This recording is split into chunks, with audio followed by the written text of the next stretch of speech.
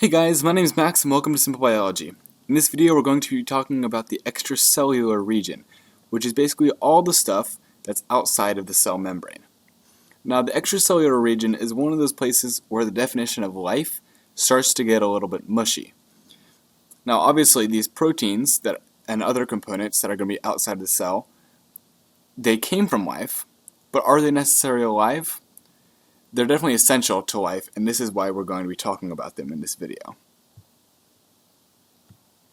Now, the first and probably most important part of the extracellular region is what's called the cell wall.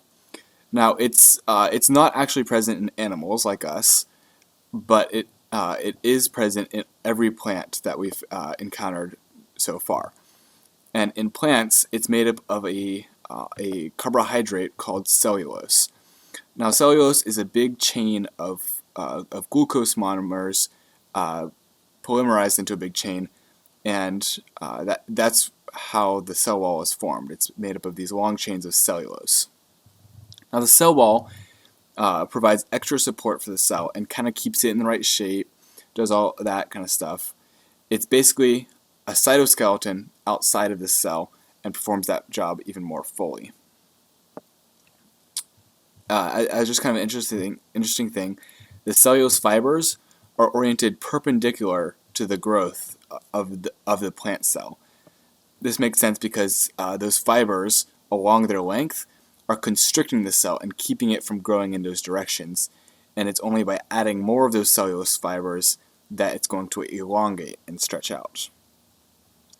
Now, cell walls are also present in bacteria and fungi, but they're made out of these two other compounds called peptidoglycan, which is in bacteria, and chitin, which is in fungi. And chitin is actually also the stuff in insect exoskeletons and stuff. So that's just kind of a cool thing to know.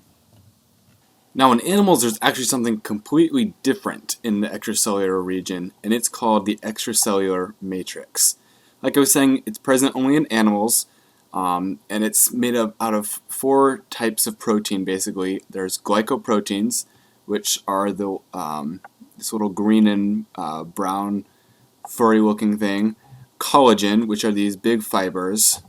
Fibronectin, which connects collagen to the last protein, which are called integrins. And now these four proteins all kind of work together in order to make the extracellular matrix work. These integrins sit in the membrane and, like their name suggests, they integrate signals from the extracellular matrix to the inside of the cell. And their function kind of fits, or their structure kind of fits that because they're located on both sides of the cell. This little piece right here would be the part that might play a function in the cell in order to transmit that signal.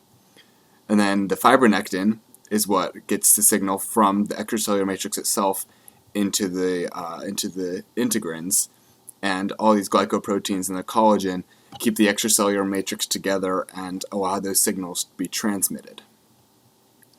Now, like I was saying, it's about those signals, and the extracellular matrix as a whole allows cells to signal between each other more efficiently and more effectively. This is because these different fibers are connecting the different cells, and it just allows those movements and chemical things to allow more to be allowed more efficiently. There are also hints that there might be other functions of the extracellular matrix, and it's still an active area of research. So I'm sure we'll be finding out more about the extracellular matrix as time goes on. Now, the last thing we're going to look at that's involved outside the cell is junctions. Now, junctions are any linkage really between two different cells within an organism, and they play various functions, and we're going to get into that right now. And so the first one we're going to look at is plasmodesmata, which are only found in plants, and they're essentially channels through the plant's cell wall.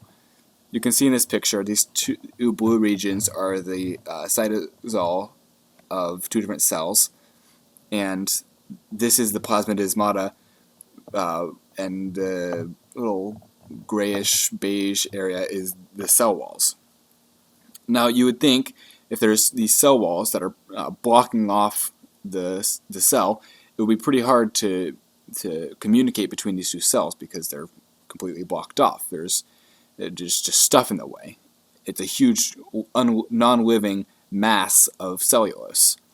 The plasmodesmata are what allow those signals to go through the cell walls between different cells, and they are just immensely important in keeping a plant alive. There's different functions like there's different material transport, nutrients, signals, just everything involved between different cells within plants. It uses those plasmodesmata. Now the rest of them that we're going to be looking at are found in animals rather than plants, which obviously they're going to be just as important. Now the first is tight junctions, which prevent fluid from leaking across a layer of cells.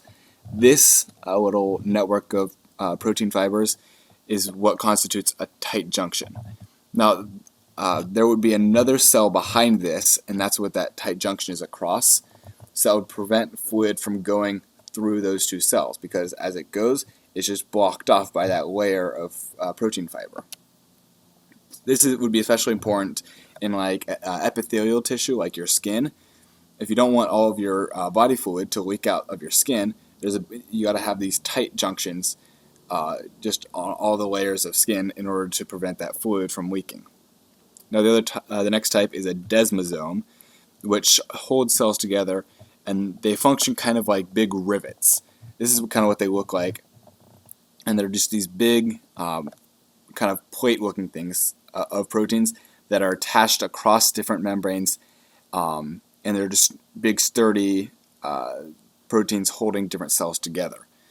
They're found particularly often in things like muscle cells, which have to be together in order to function as a unit in order to move body parts.